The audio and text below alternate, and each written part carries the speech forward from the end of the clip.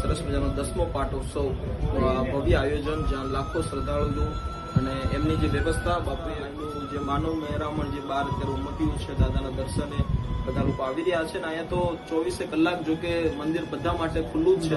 અને હું રાત્રે પણ આવ્યો હતો અને બહુ સારા પ્રમાણની અંદર એની વ્યવસ્થા છે.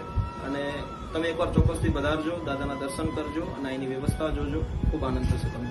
મેનેજમેન્ટ શીખવું હોય તો ભોળા ની અંદર એકવાર ચોક્કસથી આવવું જોઈએ, કેમ કે અહીંયા બધા સ્વયંસેવકો પોતાનું સમજી અને અહીંયા સેવા આપી રહ્યા છે. અને જ્યાં સેવાનો શબ્દ જ્યાં લાગુ પડતો હોય છે ત્યાં આપણા દાદા હંમેશા ઉપસ્થિત છે અને હંમેશા એવા વૃદ્ધોની પણ મુલાકાત લે છે, બાળકોની પણ મુલાકાત લે છે. અને એવી જ રીતે જ્યાં સેવા લાગુ પડતી હોય છે ત્યાં હર હંમેશ માટે બાપુ ઉપસ્થિત છે.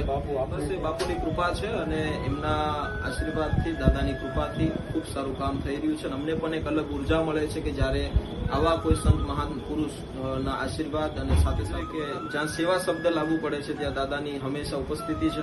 અને બસ આવી જ રીતે દરેક લોકોનો સાથ સહકાર બન્યો રહે અને એકબીજા લોકોને માણસની મદદ કરતા રહીએ. Thank you.